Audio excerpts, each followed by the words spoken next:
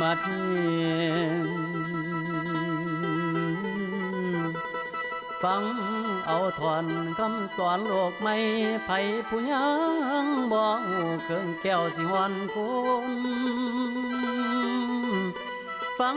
เอาเถิดพี่น้องเพิ่นสิหวนคนดีไผผู้มีศีลธรรมสิอยู่เครื่องค้าข้าง